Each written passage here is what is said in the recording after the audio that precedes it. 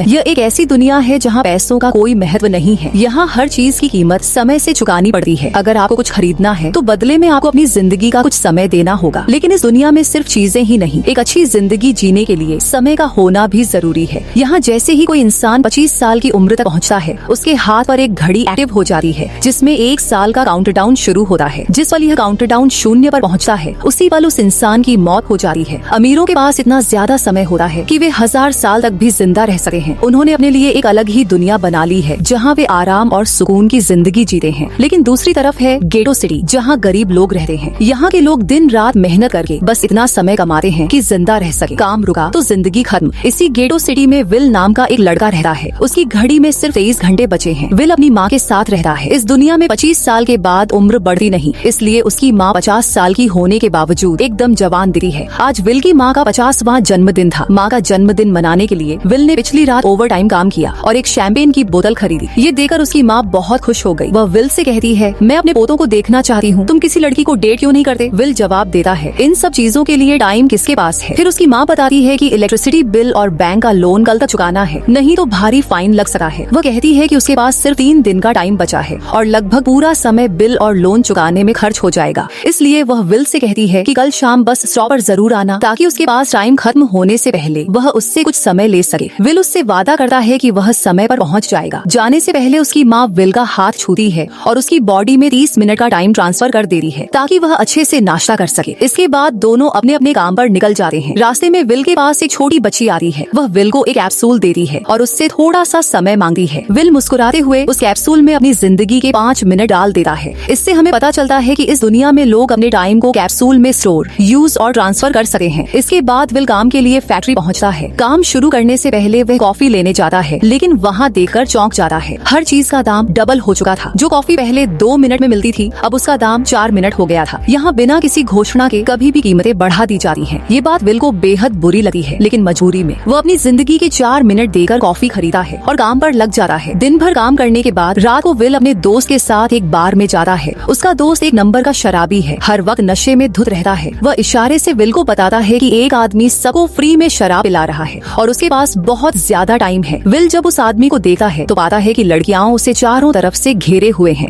उसकी घड़ी पर नजर डालते ही विल को दिखता है कि उसके पास 116 साल का टाइम है। विल समझ जाता है कि वह आदमी ग्रीनविच सिटी से है, क्योंकि गेटो सिटी में किसी के पास ज्यादा से ज्यादा 2 दिन का ही टाइम होता है। विल उस आदमी के पास जाकर उसे चेतावनी देता है कि यहाँ उसका रहना खतरनाक है। यहाँ चोर और गैंगस्टर हैं जो लोगों को मारकर उनका टाइम लूट लेते हैं। लेकिन वह अमीर आदमी यह सब मजाक समझकर इग्नोर कर देता है और पीना जारी रखता है। तभी वहाँ फोर्टिस नाम का गैंगस्टर अपने गिरोह के साथ बार में घुस आता है। उसे देखकर सारे लोग जान बचाकर भाग जाते हैं। फोर्टिस इस शहर का सबसे खतरनाक गुंडा है जो लोगों से जबरदस्ती टाइम छीनता है। विल का दोस्त उसे खींचकर बाहर ले जाना चाहता है, लेकिन विल मना कर देता है और एक कोने में छिपकर सब देखता रहता है। फोर्टिस उस अमीर आदमी से उसका सारा टाइम छीनने आया था। वह उसे टाइम फाइट के लिए चैलेंज करता है, एक तरह की आर्म रेसलिंग जिसमें दोनों एक दूसरे की कलाई पकड़ते हैं। जिसकी कलाई नीचे जाती है उसका टाइम कम होने लगा है और वह टाइम दूसरे के हाथ में ट्रांसफर होने लगा है। जीतने वाला हारने वाले का पूरा टाइम लेकर उसे मार देता है। फोर्टिस पूछता है, क्या तुम तैयार हो? अमीर आदमी जवाब देता है कि उसने बहुत शराब पी रखी है और उसे थोड़ा वक्त चाहिए। फोर्टिस कहता है, ठीक है, यही तुम्हारी आखिरी इच्छा समझो, और अपना एक आदमी उसके साथ भेज देता है ताकि वह भाग न सके। बाथरूम में जाकर वह आदमी जोर जोर से उल्टियां करने लगा है। इस हालत में उसका हारना तय था। तभी विल वहाँ पहुँचता है। वह फोर्टिस के आदमी को मार देता है और उस अमीर आदमी को वहाँ से निकालकर एक सुरक्षित जगह ले आता है। विल उससे कहता है, मैंने तुम्हें पहले ही चेताया था, तुम जानबूझकर अपना टाइम क्यों बर्बाद कर रहे हो? वह आदमी अपना नाम हेनरी बताता है और विल से उसकी उम्र पूछता है। विल कहता है, 22 साल। हेनरी जवाब देता है, मैं 105 साल का हूँ और जिंदगी से थक चुका हूँ। मैंने हर चीज देख ली है, अब मुझे जीना नहीं है। ये सुनकर विल हैरान हो जाता है। हेनरी उससे पूछता है, क्या तुमने कभी सोचा है कि इस दुनिया में अलग अलग टाइम जोन्स क्यों बनाए गए हैं? क्यों गेटो सिटी में बिना किसी चेतावनी के टैक्स और महंगाई बढ़ा दी जाती है? वह बताता है कि यह सब जानबूझकर किया जाता है ताकि गरीब लोग मरते रहें और उनकी मौत से ग्रीनविच टाइम जोन के अमीर और अमीर बनते रहे। ये पूरा सिस्टम उन्हीं का बनाया हुआ है। ग्रीनविच में लोगों के पास हजारों साल का टाइम है, जबकि गेटो के लोग रोज जिंदगी के लिए संघर्ष करते हैं। उन्हें मजबूर किया जाता है, महंगाई बढ़ाकर उनका टाइम छीना जाता है ताकि अमीर हमेशा जिंदा रह सके। हेनरी कहता है, मैं ऐसी जिंदगी नहीं चाहता जो गरीबों की मौत के दम पर मिली हो। ये सब सुनकर विल समझ जाता है कि हेनरी एक नेक दिल इंसान है। हेनरी उससे पूछता है, अगर तुम्हारे पास मेरे जितना टाइम होता तो तुम क्या करते? विल मुस्कुराते हुए कहता है, सबसे पहले तो मैं हर वक्त घड़ी देखना बंद कर देता। उस समय भी उसके पास सिर्फ 18 घंटे बचे थे। वह बताता है कि उसकी माँ बहुत मेहनत करती है और अगर उसके पास ज्यादा टाइम होता तो वह ग्रीनविच सिटी में एक अच्छा घर खरीदा और माँ के साथ खुशी से रहता। विल कहता है कि आज रात उन्हें यहीं रुकना होगा, सुबह खतरा टल जाएगा। दोनों सो जाते हैं। सुबह हेनरी उठता है, विल को सोता हुआ देखता है और अपना सारा टाइम विल को ट्रांसफर कर देता है। अपने पास बस कुछ ही मिनट छोड़कर वह एक ब्रिज पर जाकर बैठ जाता है। विल जब नींद से जागा तो उसने देखा कि हेनरी वहाँ से जा चुका था। हमेशा की तरह उठते ही विल ने अपनी घड़ी पर नजर डाली और यह देखकर उसके होश उड़ गए कि उसकी घड़ी में 116 साल जुड़ चुके थे। उसकी आंखें खुली की खुली रह गईं। उसे लगा कि वह अभी भी सपना देख रहा है। तभी उसकी नजर खिड़की पर पड़े शब्दों पर गई, मेरा टाइम बर्बाद मत करना। उसी पल वह समझ गया कि हेनरी ने अपना पूरा समय उसे दे दिया है। तभी विल ने दूर एक ब्रिज के किनारे हेनरी को बैठे हुए देखा। वह पूरी तेजी से उसकी तरफ भागा, लेकिन अब बहुत देर हो चुकी थी। हेनरी के पास बस कुछ ही सेकंड बचे थे और अगले ही पल वह मरकर ब्रिज से नीचे पानी में गिर गया। हेनरी की मौत ने विल को अंदर तक तोड़ दिया। अब उसके पास 116 साल की जिंदगी थी और वह समझ गया कि अगर वह यहाँ रुका तो लोग समझेंगे कि उसी ने हेनरी को मारा है। वह तुरंत अपने दोस्त के पास गया। उसके दोस्त ने जब विल के हाथ पर इतना सारा टाइम देखा तो वह हैरान रह गया। दोस्ती निभाने के लिए विल ने उसे 10 साल का टाइम दे दिया। दोस्त ने दिल से उसका शुक्रिया अदा किया। विल ने कहा कि इतने ज्यादा टाइम के साथ यहाँ रहना खतरनाक है, कोई भी उसे मारकर उसका टाइम लूट सकता है। अब वह अपनी माँ के लिए ग्रीनविच सिटी में एक अच्छा घर खरीदेगा और सुरक्षित जिंदगी जिएगा। इसके बाद विल अपने दोस्त को अलविदा कहकर सीधे बस स्टॉप पर पहुँच गया, जहाँ उसकी माँ ने 2 दिन पहले कहा था कि वह सारे बिल और बैंक का लोन भरकर वहीं आएगी। दूसरी तरफ विल की माँ रेचल सारे बिल और लोन चुकाने के बाद घर लौटने के लिए बस में चढ़ी, लेकिन उसे पता चला कि एक ही दिन में बस टिकट के दाम डबल हो चुके थे। जो टिकट पहले 1 घंटे में मिलती थी अब उसके लिए 2 घंटे देने पड़ रहे थे। यह देखकर रेचल घबरा गई, क्योंकि उसके पास सिर्फ 1.5 घंटे का ही समय बचा था। उसने बस ड्राइवर से गुहार लगाई कि अगले स्टॉप पर उसका बेटा बाकी का टाइम दे देगा, लेकिन ड्राइवर ने साफ मना कर दिया और कहा कि टाइम नहीं है तो पैदल जाओ। रेचल जानती थी कि अगला स्टॉप बहुत दूर है और पैदल पहुँचने में 2 घंटे लगेंगे। उसने बस में मौजूद यात्रियों से भी मदद मांगी, लेकिन किसी ने हाथ नहीं बढ़ाया और बस वहाँ से निकल गई। अपने पास बचे थोड़े से समय के साथ रेचल दौड़ते हुए पैदल घर की तरफ भागने लगी। उधर विल फूलों का गुलदस्ता लिए बस स्टॉप पर माँ का इंतजार कर रहा था, क्योंकि वह उनका जन्मदिन मनाना चाहता था। बस आई कई लोग उतरे, लेकिन उसकी माँ नहीं उतरी। विल समझ गया कि जरूर कुछ गड़बड़ है। वह तुरंत उन्हें ढूंढने दौड़ पड़ा। इधर रेचल के पास कुछ ही मिनट बचे थे। वह रास्ते में आने वाले लोगों और घरों के दरवाजों पर दस्तक देकर थोड़ा सा समय उधार मांग रही थी, लेकिन कोई मदद को तैयार नहीं हुआ। तभी विल को दूर से उसकी माँ दौड़ती हुई दिखाई दी। माँ को इस हालत में देखकर विल समझ गया कि उनके पास वक्त नहीं बचा है। वह हाथ फैलाकर उनकी तरफ दौड़ने लगा। उधर रेचल के पास अब सिर्फ 10 सेकंड बचे थे। वह भी पूरी ताकत से विल की ओर भाग रही थी, लेकिन जैसे ही वह अपने बेटे तक पहुंची उसका टाइम खत्म हो गया और वह वहीं मर गई। ये देखते ही विल टूट गया। वह चीख चीख कर रोने लगा, क्योंकि उसने अपनी माँ के लिए कितने सपने देखे थे। अगली सुबह तक हेनरी की लाश टाइम कीपर्स को मिल चुकी थी। टाइम कीपर्स इस दुनिया की पुलिस जैसे होते थे। उनका काम भी अपराध रोकना था। ऑफिसर रेमंड ने घटनास्थल की जाँच की, लेकिन कोई सुराग नहीं मिला। तभी उसकी नजर ब्रिज के पास लगे सीसीटीवी कैमरे पर गई। वह फुटेज देखने सीसीटीवी रूम पहुंचा। दूसरी तरफ विल इस सच्चाई को समझ चुका था कि उसकी माँ की मौत के जिम्मेदार ग्रीनविच में रहने वाले अमीर लोग हैं, जिन्होंने गेटो के लोगों को हर एक सेकंड का मोहताज बना दिया है। अब वह बदला लेने ग्रीनविच की तरफ निकल पड़ा। ग्रीनविच सिटी में एंटर होने के लिए उसे 1 साल का टाइम देना पड़ा। वहाँ पहुँचते ही अमीरों की लाइफस्टाइल देखकर उसकी आंखें खुली रह गई। यहाँ लोगों के पास इतना टाइम था कि वे मरना ही भूल चुके थे। यहाँ तक कि बॉडीगार्ड्स के पास भी 100 साल से ज्यादा का समय था। ये देखकर विल गुस्से से भर गया, क्योंकि उसके शहर में लोग सिर्फ 24 घंटे की जिंदगी जीते थे। वह एक महंगे होटल में ठहरा। खाने के दौरान एक बेहद खूबसूरत लड़की उसे गौर से देखने लगी। उधर टाइम कीपर रेमंड हेनरी की मौत की फुटेज देख चुका था। कैमरे में हेनरी को गिरते हुए नहीं दिखाया गया, लेकिन विल ब्रिज के पास खड़ा नजर आया। इससे रेमंड को उस पर शक हो गया। जांच में पता चला कि विल नाम का शख्स बहुत सारा टाइम खर्च करके ग्रीनविच पहुंचा है, जिससे रेमंड को यकीन हो गया कि हेनरी को उसी ने मारा है। वह अपनी टीम के साथ ग्रीनविच के लिए निकल पड़ा। ग्रीनविच में विल एक कैसीनो में पहुंचा, जहां अमीर लोग पोकर खेल रहे थे। विल भी उनके साथ बैठा। उसके नए चेहरे को देखकर लोग हंसने लगे। विल कार्ड गेम में माहिर था। उसने वहां के सबसे अमीर व्यक्ति फिलिप के साथ खेला। फिलिप उसी टाइम बैंक का मालिक था, जो लोगों को टाइम लोन पर देता था। उसके साथ उसकी बेटी सिल्विया भी थी, वही लड़की जो होटल में विल को देख रही थी। गेम शुरू हुई और विल ने अपना सारा टाइम दांव पर लगा दिया। दिमागी तेजी से उसने फिलिप से पूरे 1100 साल जीत लिए। ये देखकर सिल्विया उसकी दीवानी हो गई और उसे पार्टी में बुलाया। अगली शाम विल ने नई कार खरीदी और पार्टी में आया। विल और सिल्विया डांस कर रहे थे और सिल्विया उससे अपने दिल की बात कहने ही वाली थी कि तभी रेमंड टीम के साथ आ पहुंचा। रेमंड ने विल का पूरा टाइम छीनकर सिर्फ 2 घंटे छोड़े और उसे हेनरी के मर्डर में गिरफ्तार करने लगा। विल ने समझाया कि हेनरी ने खुद टाइम दिया और खुदकुशी की, लेकिन रेमंड ने उसकी बात मानने से इनकार किया। विल जानता था कि रेमंड उसे उम्र कैद में डाल देगा, इसलिए उसने मौका देकर रेमंड के आदमियों को गिराया, बंदूक छीनी और सिल्विया को बंधक बनाकर वहाँ से भाग निकला। वो उसे साथ लेकर गेटो लौटने लगा। रास्ते में उसके पास टाइम कम था। उसने सिल्विया से टाइम मांगा, लेकिन उसने 1 सेकंड भी देने से इनकार कर दिया, क्योंकि वह भी उसे हेनरी का का कातिल समझ रही थी। विल तेजी से कार दौड़ाता रहा, लेकिन उसे सड़क पर बिछे कांटे नहीं दिखे और कार ब्रिज से नीचे गिर गई। दोनों बेहोश हो गए। कांटे फोर्टिस गैंग ने बिछाए थे। फोर्टिस ने सिल्विया की घड़ी देखी, उसके पास 10 साल थे। वह उसका सारा टाइम चुराकर भाग गया। विल और सिल्विया को होश आया। सिल्विया ने हाथ देखा तो उसके पास सिर्फ 30 मिनट थे और विल के पास भी कुछ ही मिनट बचे थे। फिर भी विल ने अपने मिनट उसे ट्रांसफर किए ताकि दोनों बराबर टाइम पर रहे। विल उसे लेकर अपने दोस्त के घर पहुंचा, जिसे उसने 10 साल दिए थे, लेकिन दोस्त की पत्नी ने दरवाजा खोलते ही गुस्से में कहा, तुम्हारे दिए 10 साल ने मेरे पति की जान ले ली। उसने वो सब शराब में उड़ा दिए और उसकी मौत हो गई। ये सुनकर विल टूट गया, लेकिन उसके पास सोचने का टाइम भी नहीं था, क्योंकि अब विल और सिल्विया दोनों के टाइम बहुत कम थे और अगर तुरंत कुछ न किया तो दोनों की मौत आई थी। तभी विल की नजर सिल्विया के हीरे वाले ईयररिंग पर पड़ी। विल ने तुरंत उसे बेच दिया, जिससे दोनों को करीब 2 दिन का टाइम मिल गया। इसके बाद विल सिल्विया को लेकर एक फोन बूथ पर आया। विल ने सिल्विया के पिता फिलिप को कॉल किया और बताया कि सिल्विया अभी भी जिंदा है। उस वक्त रेमंड भी फिलिप के साथ वहीं खड़ा था और यह बात विल को पहले से पता थी। विल ने साफ कहा कि सिल्विया को वापस भेजने के बदले उसे 10,000 साल चाहिए और यह 10,000 साल टाइम बैंक के जरिए गरीबों में बांटे जाने चाहिए। साथ ही उसने फिलिप को कल सुबह तक का वक्त दिया। रकम फिलिप के लिए कुछ भी नहीं थी, लेकिन गरीबों को टाइम देना उसकी फितरत नहीं थी। वह किसी भी कीमत पर सिस्टम के खिलाफ नहीं जाना चाहता था। इधर विल सिल्विया को अपने घर ले आया, जहाँ दोनों सुबह का इंतजार कर रहे थे। इसी दौरान सिल्विया ने पूछा कि उसकी फैमिली कहाँ है। विल ने बताया कि पिछली रात ही टाइम खत्म होने के कारण उसकी माँ की मौत हो गई। यह सुनकर सिल्विया का दिल बैठ गया। उसे पहली बार एहसास हुआ कि गरीब लोग हर पल मौत के डर में जीते हैं और एक दिन का टाइम कमाने के लिए उन्हें कितना संघर्ष करना पड़ता है। अगली सुबह बैंक खुलते ही दोनों खिड़की से देखते रहे, पर बैंक ने गरीबों में टाइम नहीं बांटा। सिल्विया मायूस हो गई। उसे समझ आ गया कि उसके पिता के लिए टाइम पैसे से भी ज्यादा कीमती है, यहाँ तक कि उसकी अपनी बेटी से भी ज्यादा। उसे यह भी समझ आया कि उसके पिता सिर्फ बिजनेसमैन नहीं, बल्कि इसी नाइंसाफी भरे टाइम सिस्टम के असली सरगना है। गरीबों की मौत उसकी तिजोरी में सालों का ढेर जोड़ी है। सिल्विया को टूटा देख विल ने उसे घर भेजने का फैसला किया। वह उसे फोन बूथ पर ले आया और उसे कहा कि अपने पिता को कॉल करो ताकि कोई उसे लेने आ सके। उसने उसकी सुरक्षा के लिए एक वेपन भी पकड़ा दिया। सिल्विया 1 अपने पिता से फोन पर बात कर ही रही थी कि तभी रेमंड चुपके से वहाँ आ पहुंचा और विल पर बंदूक तान दी। रेमंड गोली चलाने ही वाला था कि सिल्विया ने उसे देख लिया और घबराहट में उस पर फायर कर दिया। गोली रेमंड के हाथ को छूकर निकल गई थी, लेकिन खून बहुत बहने लगा। विल दौड़कर रेमंड के पास आया और उसकी घड़ी देखी। उसके पास सिर्फ 2 घंटे बचे थे। टाइम कीपर्स को भी रोजाना सिर्फ 1 दिन की सैलरी मिलती थी और इतने खून बहने में उनकी टीम पहुंचने से पहले ही रेमंड मर जाता। ये समझकर विल ने रेमंड को 2 घंटे ट्रांसफर किए और उसकी कार लेकर वहाँ से निकल गया। अब सिल्विया भी एक अपराधी बन चुकी थी। विल ने उससे कहा कि चाहे तो अभी लौट सकती है, लेकिन सिल्विया ने मना कर दिया। ग्रीनविच में उसकी जिंदगी पिंजरे में कैद थी। उसके पिता ने अनगिनत पाबंदियां लगा रखी थी, जबकि यहाँ उसे आजादी महसूस हो रही थी और पहली बार उसने देखा कि गरीबों के साथ कैसी नाइंसाफी होती है। अब वह भी विल के साथ गरीबों को उनका हक दिलाने के लिए खड़ी थी। इसके बाद विल और सिल्विया ने अमीरों को लूटना शुरू कर दिया। सिल्विया ग्रीनविच को अच्छी तरह जानती थी, इसलिए दोनों ने प्लान बनाया कि वे ग्रीनविच के बैंकों से टाइम कैप्सूल चुराएंगे और गरीबों में बांटेंगे। सबसे पहले सिल्विया ने अपने पिता फिलिप के बैंक को लूटा, क्योंकि वही वह इंसान था जिसने गरीबों की जानें खाकर टाइम इकट्ठा किया था। दोनों ने तिजोरी से सारे टाइम कैप्सूल बैग में भरे और गेटों में लोगों में बांटना शुरू कर दिया। इतनी बड़ी चोरी के बाद सरकार भी इन दोनों से परेशान हो गई और उनके सिर पर 10 साल का इनाम रख दिया। ये सुनते ही गैंगस्टर फोर्टिस दोनों को कुत्तों की तरह ढूंढने लगा, पर विल और सिल्विया हर रात अपना ठिकाना बदल देते थे, इसलिए पकड़ में नहीं आते थे। एक बार वे एक होटल में छुपे हुए थे। इतना टाइम होने की वजह से उन्होंने पूरा होटल ही बुक कर लिया था, लेकिन फोर्टिस उनकी तलाश में उस होटल तक पहुंच गया। उसने बाहर खड़े कुछ लोगों को पकड़कर उनसे पूछताछ की, पर उन लोगों पर विल और सिल्विया के बड़े एहसान थे। वे जान देने को तैयार थे, पर उनका ठिकाना नहीं बताना चाहते थे। हालांकि फोर्टिस की बहुत ज्यादा मारपीट के बाद उनमें से एक आदमी डर गया और उसने होटल का नाम बता दिया। फोर्टिस तुरंत अपनी गैंग के साथ होटल पहुंचा और विल सिल्विया को पकड़ लिया। अब उनसे बचना नामुमकिन था। फोर्टिस ने विल को फाइट के लिए चैलेंज किया। विल समझ चुका था कि अगर उसने इनकार किया तो फोर्टिस का गैंग उसे वहीं मार डालेगा, इसलिए उसने सोचा कि आज किस्मत आजमाने में ही भलाई है। फोर्टिस और विल ने एक दूसरे की कलाई पकड़ ली और मौत का खेल शुरू हो गया। फोर्टिस एक माहिर खिलाड़ी था। शुरुआत में ही उसने विल का हाथ नीचे दबा दिया, जिससे विल का टाइम तेजी से फोर्टिस में ट्रांसफर होने लगा, लेकिन विल पूरी ताकत नहीं लगा रहा था। ऐसा लग रहा था जैसे वह जानबूझकर हार रहा हो। तभी जब उसकी लाइफ में सिर्फ 3-4 सेकंड बचे, विल ने अचानक अपनी असली ताकत दिखा दी। एक ही झटके में उसने फोर्टिस का हाथ नीचे पटक दिया। फोर्टिस की आंखें फटी की फटी रह गईं। वह पूरी ताकत से हाथ ऊपर उठाने की कोशिश कर रहा था, लेकिन विल की शक्ति के आगे वह पूरी तरह टूट चुका था। तभी फोर्टिस के आदमियों की नजर उसके हाथ में लगी घड़ी पर पड़ी। उनका बॉस मरने वाला था। मौका मिलते ही विल ने अपने जूते से छिपी हुई गन निकाली और पलक झपकते ही फोर्टिस के सारे आदमियों को शूट कर दिया। उसे पता था कि अगर वह ऐसा नहीं करता तो वे उसे जिंदा नहीं छोड़ते। कुछ ही पलों में फोर्टिस का टाइम 0 हो गया और वह भी ढेर हो गया। विल और सिल्विया तुरंत वहाँ से भाग निकले। भागते हुए उन्होंने देखा कि अमीरों ने पूरा खेल ही पलट दिया था। विल और सिल्विया ने गरीबों में जितना भी टाइम बांटा था उसकी अब कोई वैल्यू नहीं रही थी। अमीरों ने महंगाई कई गुना बढ़ा दी थी। ये देखकर विल पूरी तरह टूट गया। उसे लगा कि वह कभी भी इन गरीबों को उनका हक नहीं दिला पाएगा। उसने सिल्विया से कहा कि सब खत्म हो चुका है। अगर हम लोगों में 1000 साल भी बांटे तो अमीर महंगाई और बढ़ा देंगे और हालात कभी नहीं सुधरेंगे। सिल्विया ने जवाब दिया कि कोई न कोई रास्ता जरूर होगा। इस पर विल बोला कि हमें लाखों साल चुराकर इन लोगों को देने होंगे, तभी महंगाई को कंट्रोल किया जा सका है। ये आसान नहीं था, लेकिन सिल्विया के दिमाग में पहले से एक प्लान था। अगली सुबह जब फिलिप अपने बॉडीगार्ड्स के साथ ऑफिस पहुंचा, तभी सिल्विया वहां आ गई। उसने अपने पिता से कहा कि वह सरेंडर करना चाहती है। तुरंत सारे गार्ड्स ने उस पर गन तान दी। तभी पीछे से गार्ड बेस में छिपा विल बाहर आया और फिलिप के सिर पर गन रख दी। उसने फिलिप से लॉकर खुलवाया। विल और सिल्विया ने लॉकर से एक टाइम कैप्सूल चुरा लिया जिसमें 10 लाख साल का टाइम मौजूद था। ये टाइम उन गरीबों की मौत से जमा किया गया था। दोनों टाइम कैप्सूल लेकर वहाँ से फरार हो गए। उधर जैसे ही रेमंड को यह खबर मिली, वह तुरंत उनके पीछे लग गया। जब उसने अपनी घड़ी देखी तो उसके पास 1 घंटे से भी कम टाइम बचा था। वह हेडक्वार्टर कॉल करके बोला कि मेरी सैलरी कैप्सूल में भेजो, मेरे पास टाइम नहीं है। लेकिन इससे पहले कि वह कैप्सूल से अपने शरीर में टाइम ट्रांसफर कर पाता, उसे विल की कार दिखाई दे गई। बिना टाइम ट्रांसफर किए ही वह उनके पीछे दौड़ पड़ा। उसे पता था कि अगर 10 लाख साल गरीबों तक पहुंच गए तो गेटो टाइम जोन का हर इंसान अमर हो जाएगा और अमीरों का बनाया पूरा सिस्टम बर्बाद हो जाएगा। रेमंड ने पूरी ताकत लगा दी, लेकिन वह विल और सिल्विया को रोक नहीं पाया। विल और सिल्विया रेमंड को चकमा देकर गेटो शहर पहुंच जाते हैं, लेकिन तभी अचानक रेमंड सामने आ जाता है और विल की कार का जोरदार एक्सीडेंट हो जाता है। विल फौरन गाड़ी से बाहर निकलता है और एक छोटी बच्ची को टाइम कैप्सूल थमाते हुए कहता है कि इसे बैंक में जमा कर देना। उसी पल रेमंड गाड़ी से उतरकर दोनों पर बंदूक तान देता है, लेकिन जैसे ही बैंक में टाइम क्रेडिट होता है, पूरे शहर में अफरा तफरी मच जाती है। लोग इधर उधर भागने लगे हैं। इसी केओस का फायदा उठाकर विल और सिल्विया वहाँ से भागकर एक सुनसान इलाके में पहुँच जाते हैं। गेटो शहर के लोगों में वे लाखों साल का टाइम बांट चुके थे, जिससे शहर के लोग अमर हो गए थे। लेकिन खुद विल और सिल्विया के पास अब बहुत कम समय बचा था। बदकिस्मती से उसी वक्त रेमंड उन्हें पकड़ लेता है। वह विल को धमकाते हुए कहता है, अगर अपनी जान प्यारी है तो चुराया हुआ सारा टाइम वापस कर दो। विल अपनी घड़ी दिखाते हुए शांत स्वर में कहता है, कहीं तुम भूल तो नहीं गए, जब तुम मरने वाले थे तब मैंने ही तुम्हें टाइम उधार दिया था। टाइम तो तुम्हें मुझे वापस करना चाहिए। ये सुनते ही रेमंड को याद आता है कि विल और सिल्विया का पीछा करते हुए उसने अपनी घड़ी पर ध्यान ही नहीं दिया। जब वह देखा है तो उसके पास सिर्फ 5 सेकंड बचे होते हैं। पलक झपके ही टाइम 0 हो जाता है और रेमंड मर जाता है। रेमंड से तो वे बच जाते हैं, लेकिन अब विल और सिल्विया के पास भी सिर्फ 1 मिनट का टाइम बचा था। सुनसान इलाके में उनकी मदद करने वाला कोई नहीं था। मौत बिल्कुल सामने खड़ी थी। दोनों मायूसी में एक दूसरे को गले लगाते हैं। तभी विल की नजर रेमंड की कार पर पड़ती है। वह दौड़कर कार तक पहुंचता है और रेमंड की जमा की हुई सैलरी का सारा टाइम अपनी घड़ी में ट्रांसफर कर लेता है। फिर वह सिल्विया को टाइम देने के लिए उसकी ओर दौड़ता है। सिल्विया भी पूरी ताकत से विल की ओर भाग रही होती है। उसके पास सिर्फ कुछ सेकंड बचे होते हैं। ये पल बिल्कुल वैसा ही था जैसा तब था जब विल ने अपनी माँ को खो दिया था। वह अपनी माँ को तो नहीं बचा सका था, लेकिन सिल्विया को हर हाल में बचाना चाहता था। विल लगभग उसके पास पहुंच ही जाता है कि तभी सिल्विया गिर पड़ती है, लेकिन किस्मत से सही वक्त पर विल उसका हाथ थाम लेता है और उसकी जान बच जाती है। विल और सिल्विया की वजह से अब डेटन शहर के सभी लोग अमर हो चुके थे। अब उन्हें 1 घंटे के लिए फैक्ट्रियों में काम करने की जरूरत नहीं थी। वे अपने सपनों को पूरा करने के लिए ग्रीनिच शहर की ओर निकल पड़ते हैं। इससे अमीरों द्वारा बनाया गया पूरा सिस्टम ढह जाता है और इसी के साथ ये कहानी समाप्त हो जाती है।